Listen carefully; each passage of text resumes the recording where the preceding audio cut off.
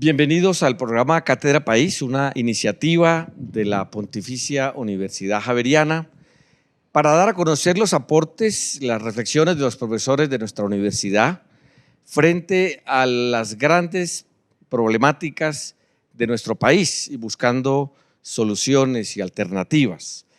Hoy queremos abordar el tema de la justicia transicional y el proceso de construcción de paz en Colombia.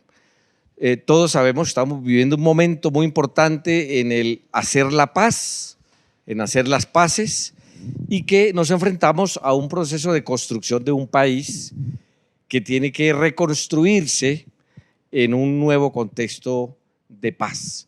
Por eso hemos querido invitar hoy a 3 personas de la facultad de la Universidad Javeriana, el director del Instituto de Estudios Sociales y Culturales Pensar de la Pontificia Universidad Javeriana, el doctor Roberto Vidal, abogado javeriano, doctor en Derecho también de esta universidad. Muchas gracias, Roberto, por estar aquí con nosotros. Gracias, Germán, por la el invitación. Doctor Marco Alberto Velázquez, también doctor en Derecho, abogado javeriano, doctor de la Universidad de York en Toronto, en Canadá. Bienvenido. Muchas gracias. Y Jefferson Jaramillo, director del Departamento de Sociología de la Facultad de Ciencias Sociales, también de nuestra universidad. Ellos 3 van a hacer sus reflexiones, sus aportes y van a tener también una conversación de enriquecimiento mutuo.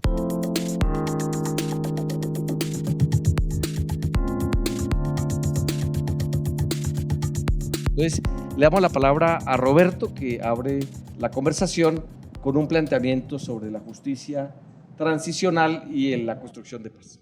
Bueno, Germán, muchas gracias por la invitación. La justicia transicional y la paz es el tema que nos reúne hoy, esta tarde. Y tiene que ver con una mezcla de 2 conceptos. El primero de ellos es transición. La transición atiende a cambios, a los cambios profundos que tienen lugar en las sociedades. Se ha hablado de muchas transiciones económicas fuertes, transiciones sociales, por ejemplo, el reconocimiento de los derechos de la mujer y el género, es una transición fuertísima. Y transiciones como la que estamos viviendo nosotros, que tienen un matiz político, pero tienen muchos matices, que es la transición de la guerra a la paz. Sí. Tradicionalmente esas transiciones de la guerra a la paz se consideraron como asuntos netamente políticos, que debían resolverse entre las partes en conflicto, entre las fuerzas en disputa. Y nosotros hemos tenido varias transiciones a la paz, como hemos tenido varias guerras en la historia de Colombia. Y en esas transiciones a la paz, normalmente lo que hacíamos hasta los años 90 era que se propiciaba que las partes enfrentadas, que los militares de uno y otro bando se reunieran y pactaran la paz, y pactaran dejar las armas, y pactaran pasar a otra situación, normalmente a arreglos políticos. Tal vez los más cercanos, cuando los partidos liberal y conservador, que hasta finales de los años 50 cada uno tenía su propio ejército y estaban puestos en una guerra civil entre ellos, pactan dejar los ejércitos, se vuelven partidos civiles y hacen un acuerdo político, el Frente Nacional, o tal vez el que tenemos más en la memoria, el del M-19, Quintín Lame y otros grupos guerrilleros que hicieron ese tipo de acuerdos en los 90 y dieron lugar después a la Asamblea Nacional Constituyente. Ahora bien, esas transiciones normalmente estaban pensadas desde diversas perspectivas. Hay concepciones de las transiciones que uno podría llamar muy conservadoras, aquellas en las que normalmente se afirma que la negociación la hace un Estado legítimo, de derecho, que tiene todos los méritos para permanecer como el orden reconocido, y que eso se hace con grupos armados ilegales, terroristas, que han hecho un disturbio del orden, y que una negociación de paz consistiría meramente en que esos grupos que han estado al margen de la ley a través de la negociación dejan las armas y una negociación política consistiría exclusivamente en que esos grupos entran a la ley, reconocen al Estado y se incorporan dentro de la sociedad contra la cual estaban luchando. Hay concepciones distintas de las transiciones que las podríamos llamar mucho más progresistas y concepciones que dicen que esto no se trata simplemente de que los ilegales se vuelvan legales, sino que se trata de hacer transformaciones profundas de la sociedad, que básicamente apuntarían a una cuestión y es afectar las causas que provocaron la guerra. Entonces, que detrás de todo acuerdo de paz deberían venir unas condiciones profundas de modificación de la sociedad. Con eso quiero decir que las nociones de transición en los sectores políticos pueden oscilar entre que aquí tal vez está pasando muy poco en un proceso de paz, a que en cambio otras digan, no, aquí están pasando cambios estructurales y cosas muy profundas. Finalmente, quisiera terminar tratando de explicarle a nuestra audiencia, este tema de cómo todas estas ideas de transición se mezclan con las de justicia, porque ello no siempre fue así. De hecho, solo hace 20 años estamos hablando de que las transiciones, el paso de la guerra a la paz, tiene un elemento de justicia, y ese elemento de justicia hace alusión directamente a temas de derecho. Antes, estoy hablando hasta finales de los años 90, lo que va a hacer la separación definitiva entre el pasado en que no había derecho en las transiciones es una cosa jurídica interesante, que fue la creación de la Corte Penal Internacional. Y la Corte Penal Internacional puso sobre el escenario la idea de que alrededor de la guerra había crímenes, de eso ya se sabía, los crímenes de guerra existían, ¿sí? De que habría también crímenes de lesa humanidad, que son aquellos que ofenden no solo a las víctimas, sino a la humanidad en su conjunto, ¿sí? O el genocidio. Cuando la Corte Penal Internacional se creó y se fundó un sistema institucional para perseguir los delitos que se cometían o en medio de las guerras o en medio de regímenes que violan los derechos humanos, entonces se empezó a hacer claro que para pasar de la guerra a la paz ya no solo hacía falta un acuerdo político, sino que se necesitaba un componente, o se había introducido más bien un componente de justicia, es decir, un componente en el que se estaba preguntando, ¿se cometieron crímenes? ¿Quién cometió esos crímenes? ¿Cómo debe pagarlos? Pero sobre todo y por encima de todo, una guerra deja víctimas, las víctimas tienen una voz, tienen unos derechos y tienen unas herramientas institucionales que les permiten a ellos defender esos derechos y reclamarlos desde los responsables. Por esa vía se introdujo el tema de la justicia y fue cuando empezamos hace 20 años a hablar de justicia transicional, ya no solo de transición de la guerra hacia la paz, sino que todas estas negociaciones empezaron a llenarse de abogados, negociaciones que antes estaban protagonizadas por militares, por políticos. A partir de los años 2000 son negociaciones que se llenan de abogados. Y esos abogados empiezan a diseñar mecanismos institucionales que permitan satisfacer estos temas de componentes de justicia en el paso de la guerra a la paz. Eso ha tenido ventajas enormes, muy importantes. Tal vez la que quisiera relevar más es el protagonismo que han adquirido las víctimas en estos años. Las víctimas hasta esos mecanismos jurídicos eran invisibles, y a las víctimas, como a nuestros abuelos, les dijeron, siéntanse felices de que se hizo la paz entre liberales y conservadores y dése por bien servido, ¿sí? Hoy, desde el 2000 para acá, en cambio, a la gente le están diciendo, no, un momentico, tenemos que preguntar cuáles fueron sus derechos violados, a usted qué le hicieron, cuáles fueron sus pérdidas, qué daños tuvo, quién es el responsable de eso y cómo ustedes le van a indemnizar por esos daños. Es decir, los derechos de las víctimas se pusieron en la escena. Y eso creo que es de una importancia radical y hoy le da un campo muy interesante a nuevos sujetos sociales, ¿cierto? Nueva gente. Hoy en la discusión sobre la paz ya no están, como en el caso de la discusión de La Habana, las FARC y el gobierno, sino que están apareciendo las víctimas por todas partes y de todos los sectores a hablar. Pero también tiene problemas. Al introducir la justicia dentro de estas transiciones, todos sentimos que esas negociaciones se volvieron mucho más complicadas. mucho más complejas, porque entonces aparecieron estas discusiones que enfrentamos hoy. Y es los responsables, ¿cómo van a pagar? ¿Cómo vamos a determinar quiénes son los responsables? ¿Cómo deben ir a la cárcel o no? ¿Quién va a pagar las indemnizaciones? ¿Qué es lo que sigue? ¿Sí? Y empieza un problema que hay que reconocer, y es que la negociación se vuelve extraordinariamente jurídica, ¿sí? Y a veces inentendible para la gente del común, como que se aleja de las personas.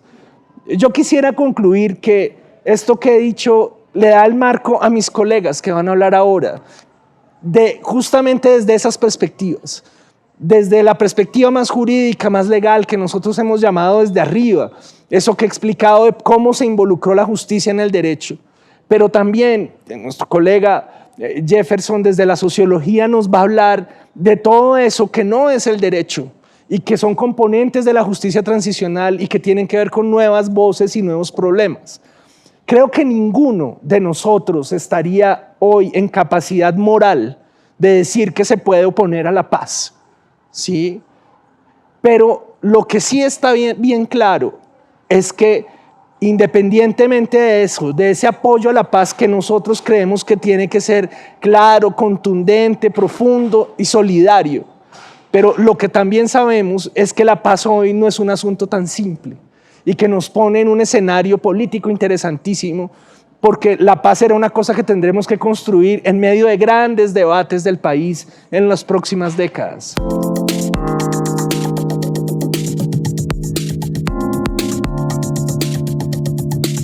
Muchísimas gracias, Roberto, por tus aportes.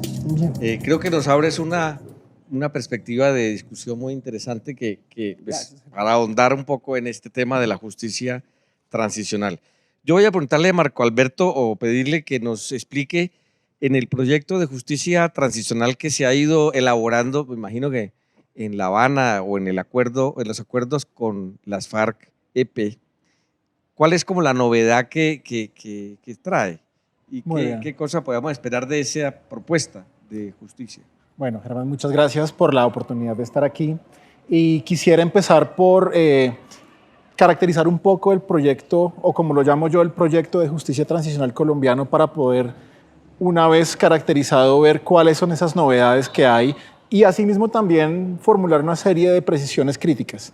Lo primero que hay que decir, para que la audiencia entienda el proyecto en su totalidad, es que la justicia transicional colombiana va mucho más allá de las negociaciones que se están desarrollando actualmente con las FARC en La Habana, y tiene un escalón anterior que ha sido fundamental y que va a ser fundamental para ese proceso político que se está desarrollando en La Habana, y es la implementación de la Ley de Víctimas y Restitución de Tierras en el 2011. Esta se consideró no solamente como un acto de reconocimiento de la existencia de un conflicto por parte del Estado y un acto de contrición hacia las víctimas, sino también como un requisito previo para que luego se iniciaran unas conversaciones de paz, casi que un legitimador del inicio de conversaciones de paz entre gobierno y guerrilla bajo un entendido muy puntual. Y es que, a diferencia de lo que se planteaba anteriormente, en el cual había una relación alrededor del concepto de terrorismo entre Estado y grupos al margen de la ley, ahora de lo que se está hablando es de un conflicto que tiene unas causas estructurales y que por ende tiene dos partes que se están sentando a negociar. No están bajo un proceso de sometimiento, sino de negociación, en el cual se entiende que el conflicto tiene unas causas estructurales y que hay responsabilidad compartida. Y que al final la labor de una ley de víctimas o de una implementación de unos acuerdos de paz se da a través del derecho, precisamente porque el derecho lo que otorga es promesas que deben cumplirse, asunción de responsabilidades y de forma correlativa el otorgamiento de derechos a las víctimas, que es el punto central de este proceso. Y es que estamos hablando de derechos a la justicia, a la verdad y a la reparación. Este planteamiento per se no es nuevo en el campo de la justicia transicional, pero en el caso colombiano los derechos de las víctimas sí tienen unos elementos adicionales que creo vale la pena resaltar. Y es que en procesos anteriores, tanto en otros países como por ejemplo en Sudáfrica o en distintos países de Europa del Este, se consagraban derechos, pero esos derechos no contaban con mecanismos específicos para que se hicieran efectivos, con dientes. Hay una consagración muy clara de los derechos, pero hasta ahí quedaba. Es decir, se quedaba, digamos que en el papel, en la norma. El proyecto colombiano trata de ir un poco más allá, incluso desde experiencias previas en Colombia, como la Ley 418 del 97 o la Ley 975, en la cual se dio el proceso de desmovilización paramilitar, y busca desarrollar mecanismos muy concretos, tanto de mecanismos de justicia alternativa para que se pueda lograr la desmovilización de los grupos al margen de la ley, como mecanismos de verdad para que se pueda contar la historia detrás de todo lo que sucedió en el conflicto, como mecanismos de reparación integral que van mucho más allá de lo simplemente retributivo y buscan de alguna forma generar cambios estructurales, redistribución o en todo caso contención de procesos de violencia económica asociados a la violencia militar o a la violencia, digamos que física del conflicto. El proyecto colombiano cuenta con esas herramientas y en ese sentido hay que ser optimistas. Sin embargo, también hay que formular una serie de apreciaciones críticas. Y es que, por un lado, este proceso tiene un montón de amenazas que ya no son jurídicas, sino tienen que ver con el contexto del país, que pueden incluso generar que eso que está en la ley, que aparentemente hay mecanismos, hay presupuesto, pueda no llevarse a cabo, teniendo en cuenta que para que muchas veces la ley se pueda aplicar se requiere voluntad política, por un lado. Segundo, que en todo caso el proyecto colombiano plantea una visión de Estado, una visión de sociedad, que es lo que se espera lograr una vez se produzcan esas transformaciones. Cuando se presenta una sola visión de Estado y una sola visión de sociedad, el riesgo que se corre es que se dejen por fuera otras visiones de Estado, otras visiones de sociedad. Y como sabemos, Colombia es un país complejo, es multicultural, es un país sometido a distintos procesos, es un país desigual, de modo que la justicia transicional debe tener en cuenta esos otros elementos y no solamente enfocarse en un solo modelo. Muchísimas gracias, Marco. Y vamos a pasar a la palabra que Jefferson desde otro, digamos, otra orilla, que no es tan jurídica, sino más bien que reflexiona sobre la sociedad, nos puede pues enriquecer con su aporte. ¿Cómo ves tú este proceso, digamos, esta propuesta de justicia transicional en el proceso de construcción de paz? Gracias, Germán. Yo veo, digamos, la justicia transicional en dos vías. Una, como ya lo han explicado Marco y Roberto, como una especie de imperativo institucional nacional, pero también como una narrativa global. Cuando hablamos de imperativo institucional nacional, pues indudablemente lo que miramos es que el Estado colombiano, como parte de su agenda, ha incorporado desde hace ya más de una década dentro de la legislación nacional una preocupación central por los derechos de las víctimas. Y ha reconocido también que en Colombia existe conflicto armado, aunque en algún momento de la historia nacional pues también se negó la existencia de ese conflicto armado, pero digamos que hace parte, digamos, de una especie como de consenso que aquí existe un conflicto que es político, que es social y que ha, digamos, que ha sido degradado también en sus lógicas, en sus acciones y en sus dinámicas. Pero por otro lado, también cuando hablamos de agenda global o de narrativa global, hay que entender que la justicia transicional hace parte de un paquete de discursos que considera fundamentalmente que la justicia por vías ordinarias no es suficiente. Y no es suficiente porque tenemos, digamos, al frente unos conflictos degradados y también tenemos que atender fundamentalmente, como decía Roberto en su momento, unos saldos, unos costos, unas causas de esos conflictos que probablemente la justicia ordinaria no responda. Y en ese marco se ha articulado también un sistema que coloca, digamos, una cuota de favorabilidad muy importante alrededor de la víctima y ha considerado que para eso hay unas medidas, y dentro de esas medidas pues la justicia transicional habla de medidas de no repetición, medidas de satisfacción. Y una de esas medidas de satisfacción que me parece clave articular en esa discusión es la verdad no judicial, o lo que aquí en Colombia, pues también, digamos, como parte de esa narrativa global, se ha incorporado como la discusión alrededor de las memorias de las víctimas. Y ese es un punto que yo creo que hay que mencionar en la discusión. Me parece que la memoria o las memorias de las víctimas, digamos, marcan ya un punto importante en la discusión aquí, sobre todo porque nos coloca en la lógica de que pues, la memoria también tiene como una especie de desafío importante en la justicia transicional. Yo quiero mencionar básicamente como 4 grandes desafíos de la memoria en el marco de esa justicia transicional. Un primer desafío que tiene que ver con la idea de que la memoria es esclarecedora. Y entonces la memoria permite o ha permitido en el país mapear el horror. Y ahí creo que es muy importante, por ejemplo, el trabajo del Centro Nacional de Memoria Histórica. Ha elaborado, si mal no estoy yo, más de 50 informes temáticos, informes que han proporcionado como una especie de geografía del horror en Colombia.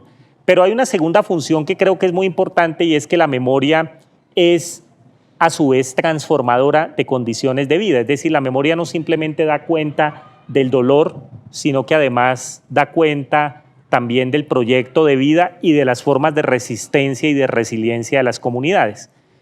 Otro desafío importante de la memoria es que la memoria hace parte de un horizonte político comunitario, y entonces la memoria o incluso de los colectivos de los defensores y defensoras de derechos humanos. Entonces la memoria se utiliza fundamentalmente también para movilizar, para denunciar, para resistir. Y finalmente creo yo que hay otro, digamos, importante desafío de la memoria, y es que la memoria pues también tiene una especie de articulación pedagógico-territorial, le llamaría yo. Es decir, la memoria cada vez apela más a presentar lo que ha ocurrido con las víctimas, con las miles de víctimas en este país, bajo nuevas narrativas, nuevos registros, nuevas maneras de montaje y de representación, y creo que allí juega un papel importante también, apuntando a que pues esto no lo hace el Estado, esto lo hacen fundamentalmente muchos colectivos, muchas organizaciones, diversos sectores de la sociedad, y creo que allí hay una apuesta también importante de cómo la justicia transicional, digamos, se puede leer con una vocación ya no desde arriba, sino desde abajo. Muchísimas gracias, Jefferson.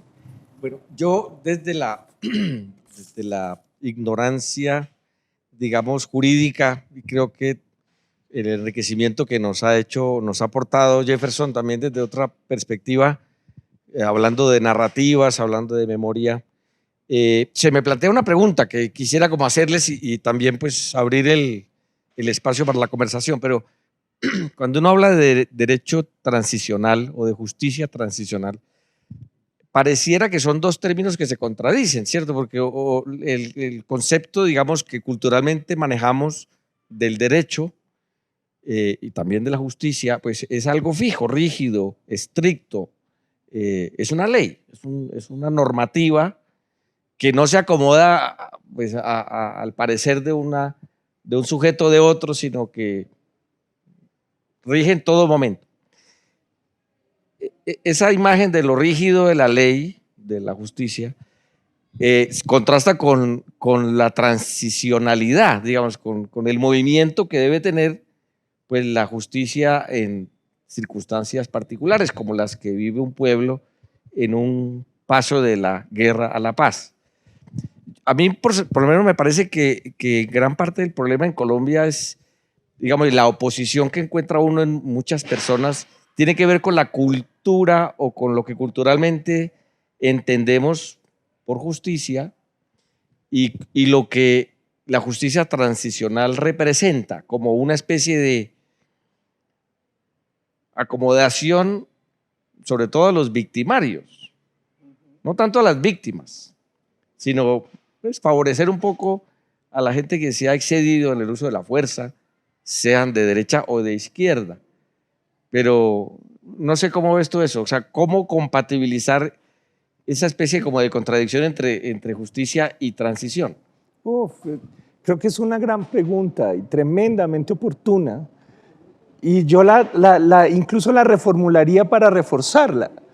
Y es la pregunta de si el derecho puede servir para esto o no, porque eso tiene diversas respuestas. Es que hay una respuesta muy fuerte y muy radical en el escenario de la discusión que tenemos hoy de cara a la negociación. Hay quienes dicen que no, que un acuerdo o el paso entre la guerra a la paz, que un acuerdo de paz de la dimensión del que estamos haciendo nosotros, obligatoriamente tiene que cambiar el derecho, que el derecho que hay no sirve ya después de ese acuerdo y que tendría que pensarse no ni siquiera en modificarlo, sino en cambiarlo completamente. Es la hipótesis, por ejemplo, de que este acuerdo debería terminar en una Asamblea Nacional Constituyente que haga una nueva constitución y haga una nueva institucionalidad y un nuevo Estado. Porque creo que por ahí comenzaron las discusiones hace 4 años. Eso se ha ido moderando también. Pero lo que sí sabemos es que el derecho de la manera ordinaria, que bien lo dices, Germán, el derecho ordinario, como funciona, no sirve para regular una situación extraordinaria. ¿Sí? ¿Extraordinaria por qué? Porque no estamos hablando de la criminalidad común, estamos hablando de una criminalidad muy cruel, pero es una criminalidad masiva y política, que lo que estaban poniendo en juego no era simplemente el enriquecimiento de los victimarios o sus ventajas, sino que estaba poniendo en juego el orden completo de la sociedad. Entonces, el derecho frente a eso tiene sus limitaciones. Por hablar de los victimarios, pero te pongo el otro escenario, tampoco el derecho sirve para el caso de las víctimas, ¿sí? Que es el debate que hoy está sobre la mesa, por ejemplo, en la restitución de tierras. Si usted ponía a una persona a tratar de hacer la restitución de las tierras que perdió por el desplazamiento interno, el derecho ordinario le decía, sí, contrate un abogado, acumule unas pruebas que son muy difíciles de conseguir y entre en un proceso que ordinariamente dura entre 20 y 30 años.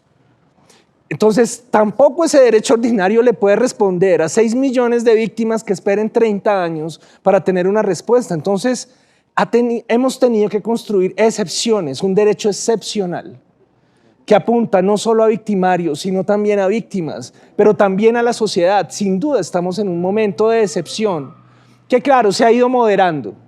¿Sí? Hay muchas cosas del derecho ordinario que nos sirven, ¿sí? Instituciones, la democracia, el sistema judicial, la separación de poderes nos siguen sirviendo, pero hay otros elementos que tenemos que modificar y eso es muy desafiante. No alcanza nada. Bueno, ¿cómo ves tú esa pregunta? Yo quisiera elaborar un poco sobre lo que dijo Roberto, que es un abrebocas a una pregunta que creo que es importante plantear aquí, es si el derecho no solamente no puede cumplir de pronto con el proyecto transicional, sino de pronto el derecho mismo es una de las causas del conflicto, porque también hay que introducir ese elemento. Cuando uno se pone a mirar la naturaleza del conflicto colombiano, la forma en la cual el conflicto se ha desarrollado y se da cuenta que no solamente es una confrontación militar entre dos bandos, sino que realmente hay unos factores estructurales relacionados con desigualdades sociales, concentración de recursos económicos, acumulaciones primarias y que simplemente la violencia física ha sido utilizada para desarrollar esos proyectos, encuentra uno que incluso las normas reflejan todos esos procesos de conflicto.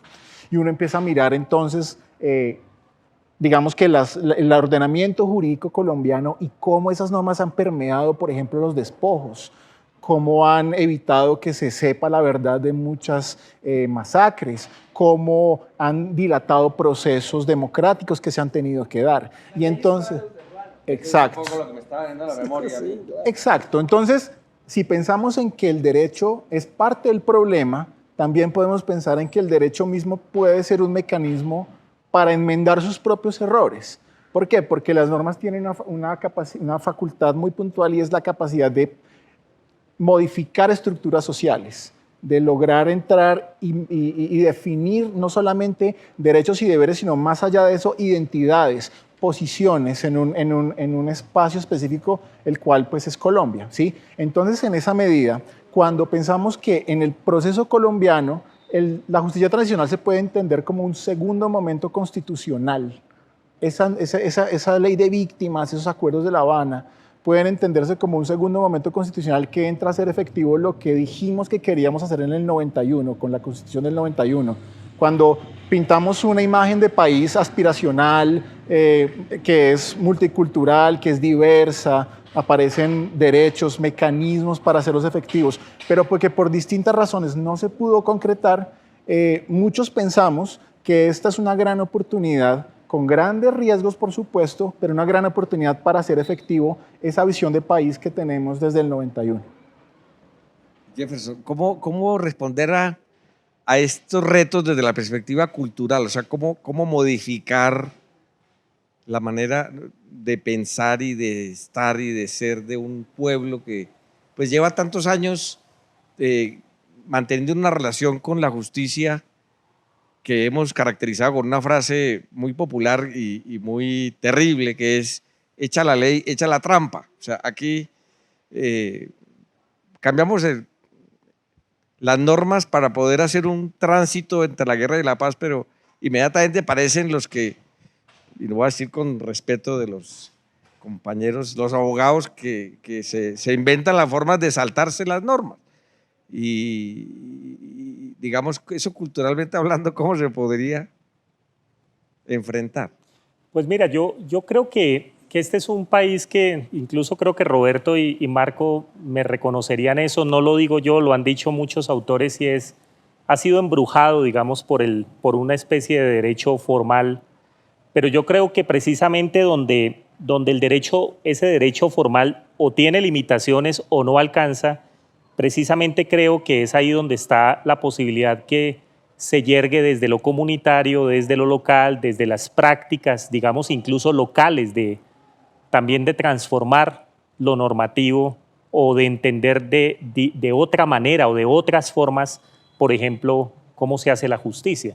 Entonces, a mí me parece que es muy interesante entender que las mismas comunidades ya, digamos, tienen formas también, digamos, muy creativas e históricamente lo han tenido también para enfrentar las enormes limitaciones que tiene, digamos, este aparato jurídico formal, digamos, que tiene el país.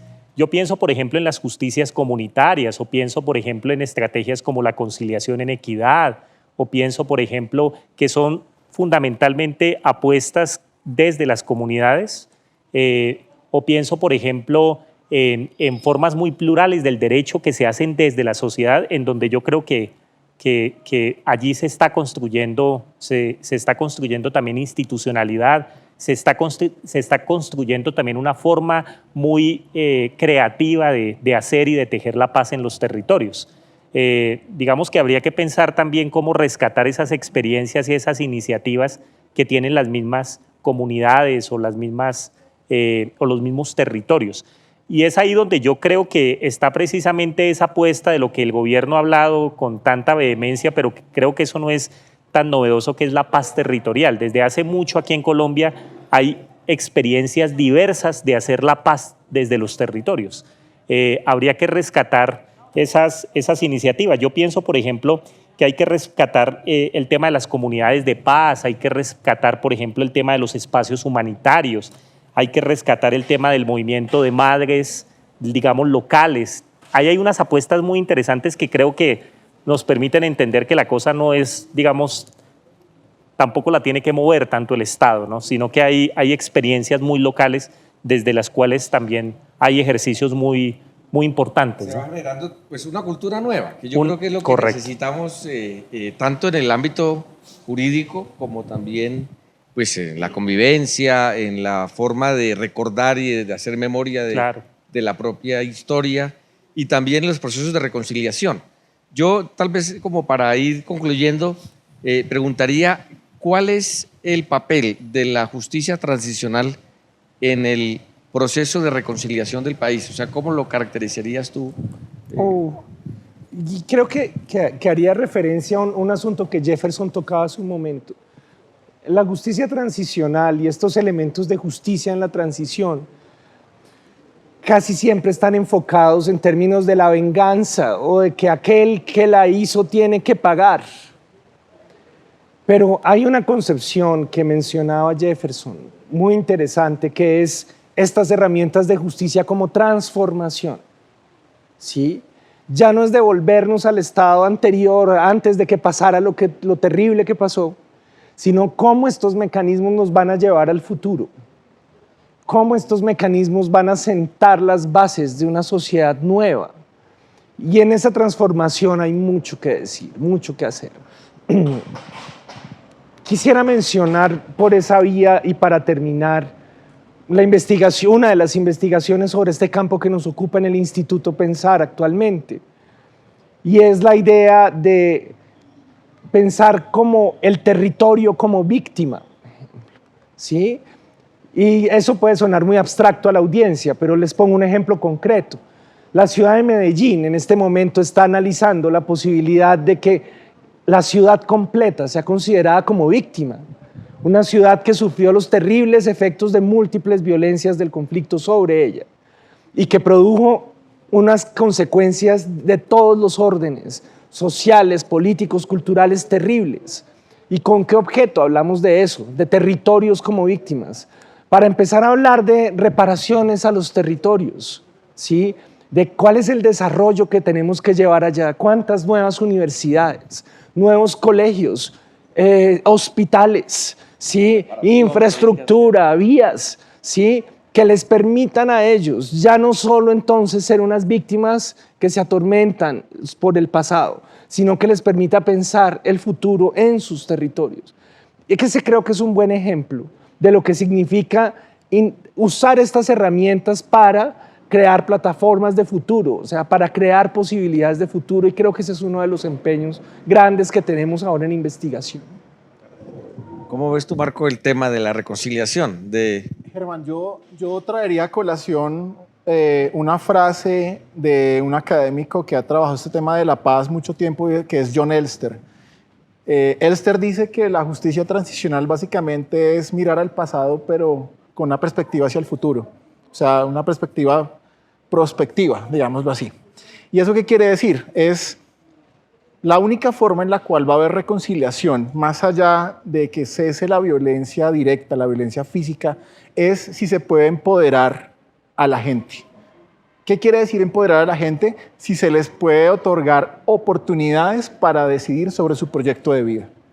Yo creo que la sociedad colombiana, que en este momento maneja cargas de odio tan grandes y que digamos que eso es lo que dificulta mucho que exista un consenso sobre la paz, si no solamente se empieza a atacar ese punto, sino también se empiezan a generar oportunidades en lo territorial, oportunidades en lo comunitario, alternativas que vienen desde abajo, como Jefferson nos está explicando, ahí es cuando va realmente a haber reconciliación. Yo quiero cerrar simplemente con un ejemplo para mostrar cómo incluso el derecho puede traer ese tipo de aproximaciones tan importantes que aparentemente no están dentro de la norma y que pueden, digamos que, permitir esa reconciliación. En octubre del 2014, el Tribunal Superior de Antioquia expidió la primera sentencia de restitución territorial en favor de una comunidad étnica, la comunidad de Embera-Catío, en el resguardo del Alto Andágueda en Chocó. De forma sorprendente, este tribunal utiliza para llegar a la decisión de restituir los territorios de esta comunidad y para decir que el territorio es víctima, como Roberto mencionaba, y citaba específicamente a partes de la normatividad jurídica de los indígenas. Es decir, ni siquiera normas colombianas constitucionales, normas normales, sino incluso estamos hablando de derecho indígena, que es parte de sus costumbres, se reconoce el territorio como víctima y eso nos da una muestra clara de que algo está pasando acá que es un poco diferente y que de pronto el derecho también puede ser parte de la solución. Muchísimas gracias. Jefferson, como conclusión, tú, digamos, ese proceso de reconciliación en Colombia, desde la perspectiva de la justicia, como vista desde la transicionalidad, ¿cómo lo verías tú? Claro. ¿Cuál sería como...? Pues Germán, compartiendo lo que ya dijo Roberto y lo que acaba de decir Marco, yo creo que digamos, la justicia transicional fundamentalmente debe servir para transformar las condiciones de vida de la población, debe servir para, yo le agregaría, para reparar comunitariamente los daños, yo no sé si para reconciliar, no sé, pero al menos sí para, como dice Alejandro Castillejo, imaginar social y culturalmente un mejor porvenir. Y ya, de hecho, pues creo que si podemos imaginarnos un mejor porvenir sin exterminarnos y tampoco sin degradarnos, yo creo que ya estaríamos, digamos, incluso frente a un proyecto distinto de democracia. Y creo que la justicia transicional debe servir fundamentalmente para eso, para construir, digamos, una sociedad con un proyecto democrático más radical al que tenemos actualmente.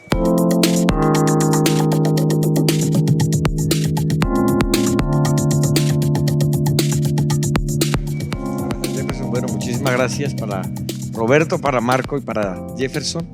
Creo yo que no es fácil hacer una síntesis o una conclusión de este debate, pero creo que nos enriquece a todos, en primer lugar, como una clarificación de lo que significa una justicia transicional, como un marco jurídico que responde a un proceso de transformación social en el que está involucrado un país, una sociedad concreta en un momento determinado.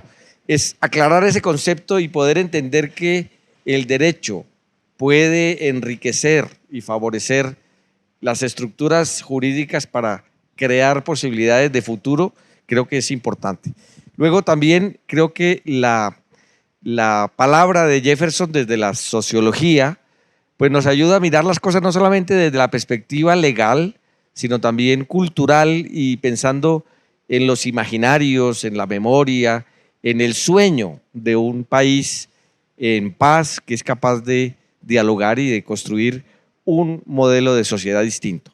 Agradecemos mucho a nuestros profesores y les invitamos a continuar pues presenciando estos programas de Cátedra País que nos enriquecen y nos aportan elementos para construir la paz en Colombia.